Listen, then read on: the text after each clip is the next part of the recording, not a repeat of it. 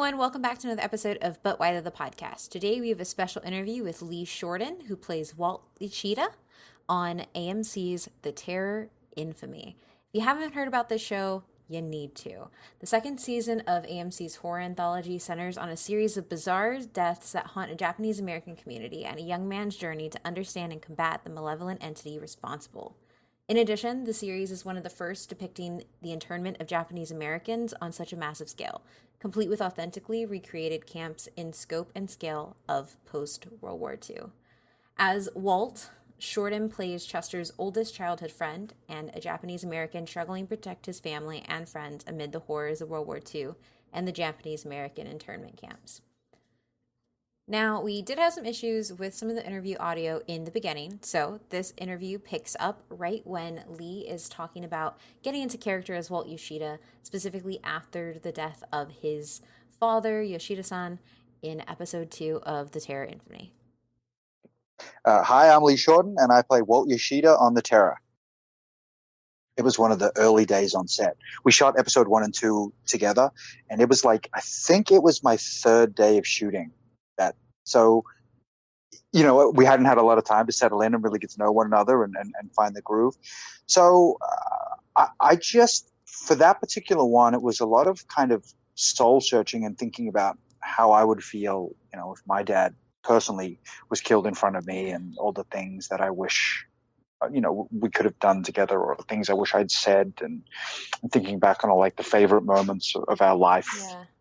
Just so that was all living in me and available on the day. Yeah, it was probably one of those scenes where when it happened, everything just kind of hit.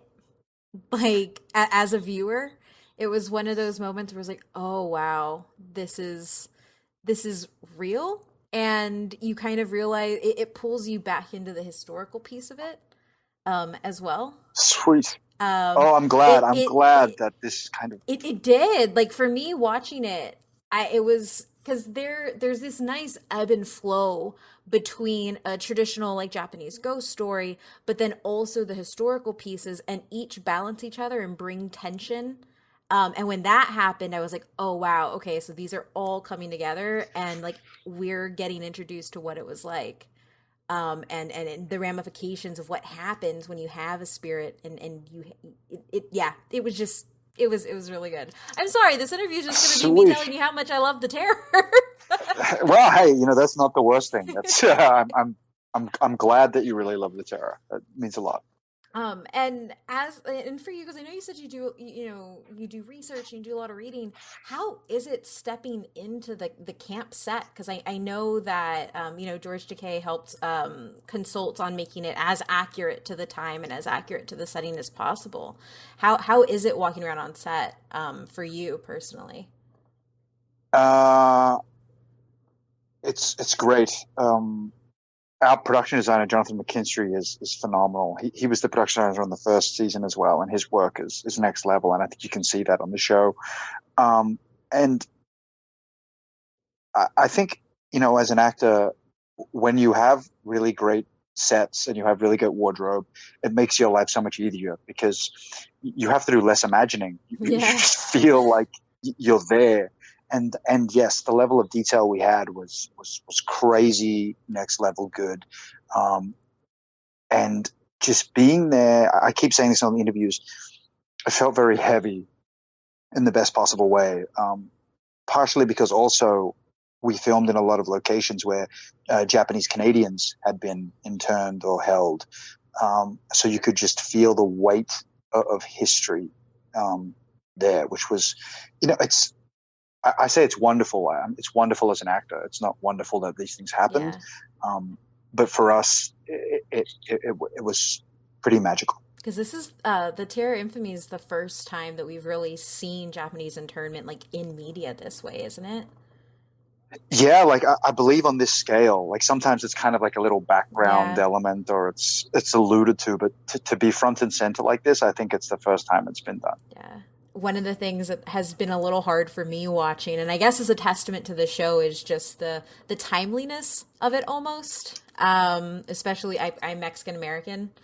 And Ah, so watching it, there's this weight. I know George Takei has kind of talked about it, where like it feels it's obviously it's historical, but it's also one of those things where it feels more like even more real than it already is. right. Are you all aware of any of that? You know, as you go through scripting and as you kind of like interact with each other or talk on set or anything? Um, yeah, I mean, I can't speak for the writers, although I'm pretty sure, yes. How could we not be? Yeah. But I know for us, especially George is a very political person, as am I, to be honest. So we had a lot of lengthy chats about, the general state of things and that. And so it was definitely always on the forefront of our minds. Uh, in terms of, its relationship to the show, uh, I don't think it was like deliberately set out to be that Yeah. way. It's like, God, I wish that it wasn't Yeah. timely, you know? Yeah. Yeah. I mean, Yeah. I'm laughing because I'm like, damn, it's one of those things that like I'm not laughing because it hurts when time lines up like this. Yeah, it's like gallows humor, right? It's like you have to laugh because Exactly. how else will How you else? get through the day? Yeah, Yeah. exactly. And watching the terror has been amazing when it comes to exploring these stories and for you and playing Walt. I know we haven't seen too much of him yet. What has it been like just bringing the character to life in that setting? Because that's really where we get the most of Walt, right? Is in the camps. In the Yeah. camps. Yeah, Walt's been great because um I I tend to play a lot of villains, which I love actually. They're my original love, mainly because I think part of the appeal of acting for me is playing someone that I'm not. Yeah. So I like to think I'm a good person, Slytherin and all. And um, so the interesting thing for me was when you look at there's like three characters that are all male around the same age. There's Chester, Walt, and Ken. Mhm. Um, and it's like Chester and Ken are like on the opposite ends of the spectrum, and then I think Walt is in like the middle. And Walt kind of gets to, because unfortunately his father passed away, he has to grow up really fast and he has to kind of become the man of the family. And he's this interesting blend, I think, of Japanese and American values. In that, unlike Chester, who sees himself as extremely American, Walt will prioritize the community first. Yeah. But the way that manifests is in a very American way, in that I'll prioritize the community by stepping up and standing up for the things that I believe in, and I'll put myself out there to take the brunt so you all don't have to. That's amazing. Going back into, the rest, the setting of the Terror Infamy, it is focused around a ghost story. Do you have any like folktales that you grew up with? Um, no, actually. Like I've always been a huge horror fan since I was a kid. Like, when I was really little, I used to read Goosebumps all the time, and then I read The Shining when I was 10, Yes. and so I've always been like huge into horror, but I didn't really have like a lot of folklore. Like, I don't know if people are aware, but I'm adopted, so I was raised by white people, and they don't really have that. It's like um, so any horror I kind of found on my own. It was really through the medium of books Yeah. and film and TV. Okay. And it's always interesting to hear because I obviously I run the podcast and stuff, and I always lead the horror sections, and they're like, "Why were you watching this when you were 6?" I was like, "Oh, because my grandma used to scare me La Llorona when I was like 5, so it was just natural. They already scared me." That's awesome. Horror's the It best, man. Horror is really the is. You best. learn so much from it, and you see the world. I think one of the strengths of horror, and I think it's one of the big strengths of the show, is it builds empathy. in order to have good Agree. horror, you have to care and you have to put yourself in the position of the final person, of your protagonist, of you have to get in there. And I don't, people kind of like push horror to the side like, oh, it's just buckets of fake blood and only, slashers. And I'm like, well, slashers are actually saying something half the time if you listen. Right? I can agree more. I think horror has always been like has a strong element of social Yeah. commentary, and it almost always either reflects or critiques the prevailing social norms of the time. Yes, 100%. You're my favorite person.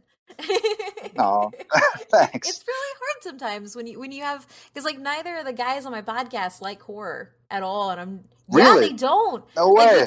we just did a scary stories to tell in the dark episode, and I was like, y'all, come on. Get out. Like how? Get out. How have you not? You don't rember any of these? You didn't hear these? Damn. So Damn, they're missing out. they really are. For you, what do you think is the best element of horror in the Terror as a show?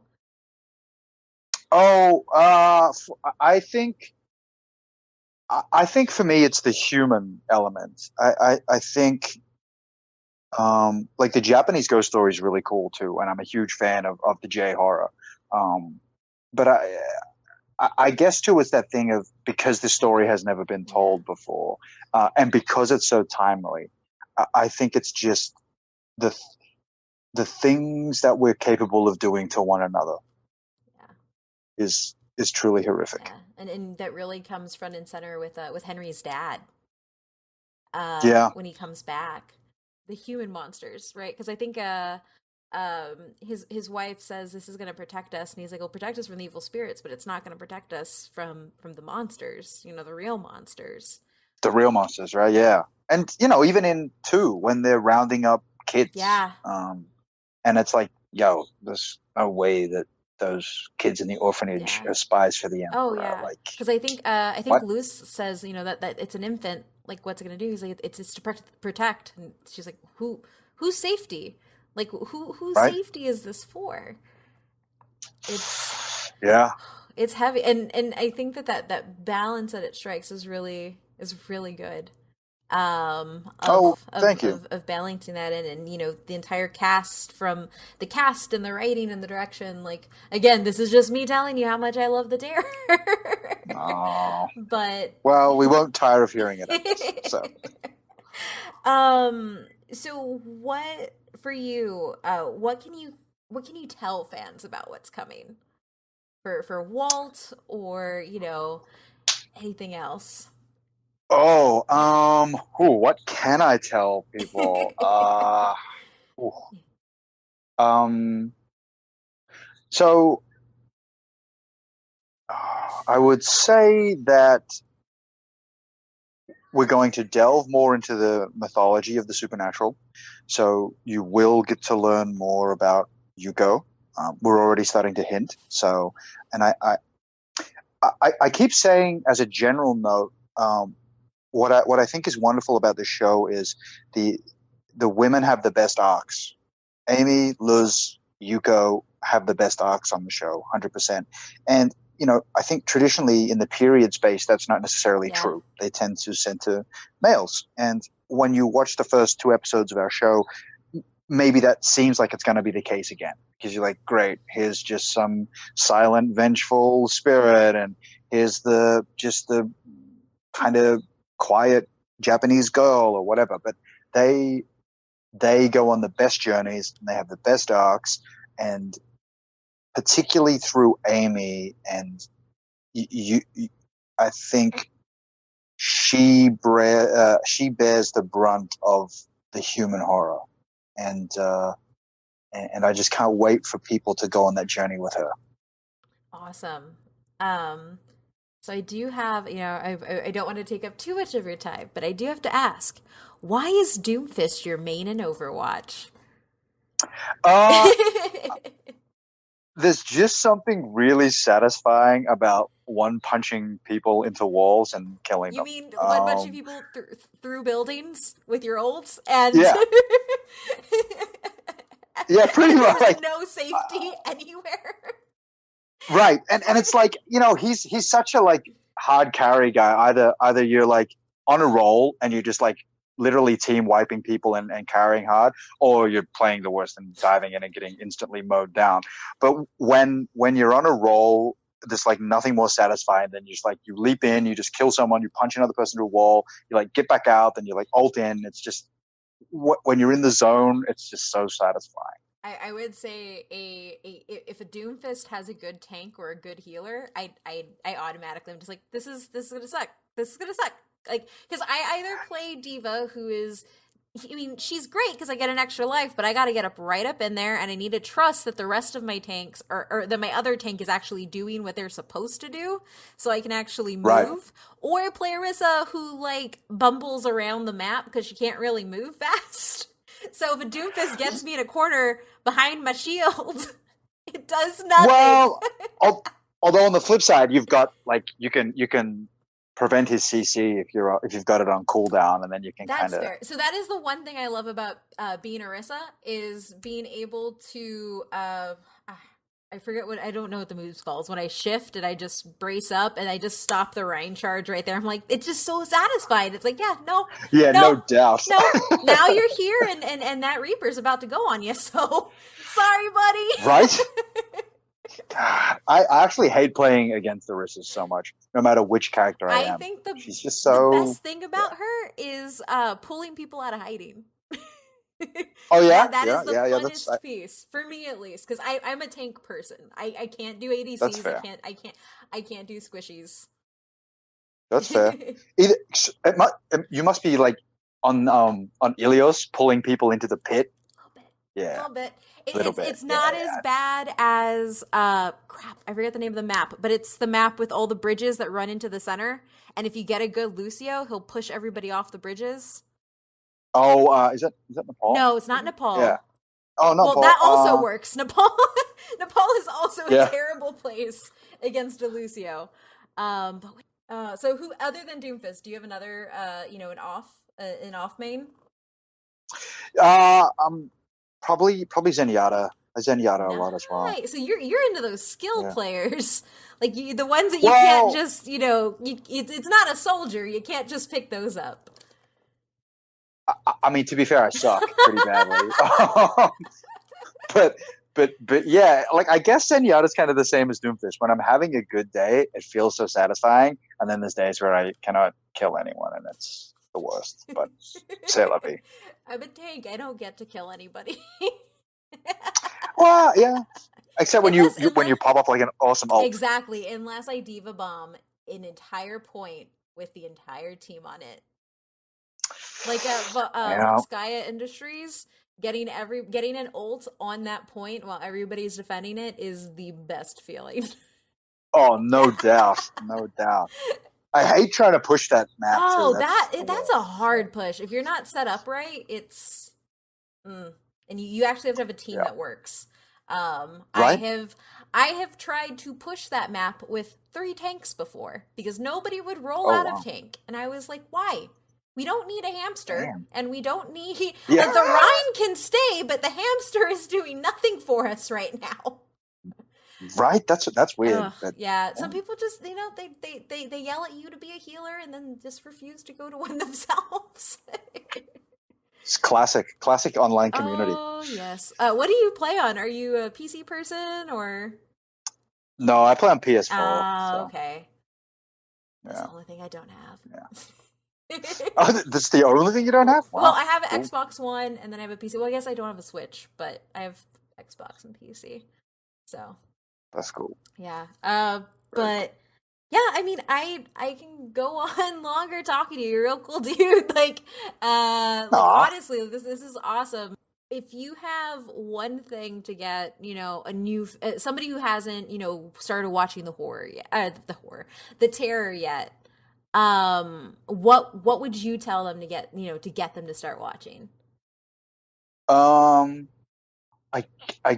And then not into horror? No, just, either way, not into horror, what would you do to, bring people in?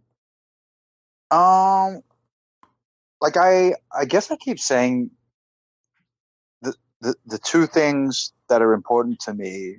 Well, I mean, there's a lot about it that's important, but a you never get to see it. Well, you rarely get to see a show, and that is changing with stuff like the Terror and Wu Assassins and this new Mortal Kombat movie. But you rarely get to see an ensemble cast of Yeah. Asians. So the benefit of that is you get to see different types of Asians because there's not just one character trying to carry the burden of being Asian. Yeah. So you get to see the Chesters and how he's different from Ken and different from Walt, as opposed to like a show where there's just a Chester. Yeah. So I would say tune in to see the breadth of the Asian American experience, and kind of as I alluded to it before, I actually think it becomes quite a feminist show. And so tune in to just see kind of like Wu Assassins actually, although less ass kicking. But tune in to see some badass women doing their thing. That is awesome. Yeah, so thank you for coming on. Why don't you tell everybody where they can see you, read, talk to you, interact with you. I don't know, Oh, plug okay. your Twitter, because I know you do amazing live tweets, which I love watching your live tweets every Monday night when the Terror comes on. Oh, thank you. I just, in a sea of there's like 500 shows on television. So if you have taken the time to make our show one of your 500, then that means the world to me. And the least I can do is, if you want to talk to me about the show, I want to talk to you about the show. So, yeah, I'm LC Shorten on Twitter and Instagram. Twitter is my main thing though. So just hit me up. We can talk, talk the Terror or talk Overwatch or whatever. I like to think I'm pretty accessible there. So Awesome. Thank you for coming on. Um, no, thanks for having me. This yeah, is this is great. amazing.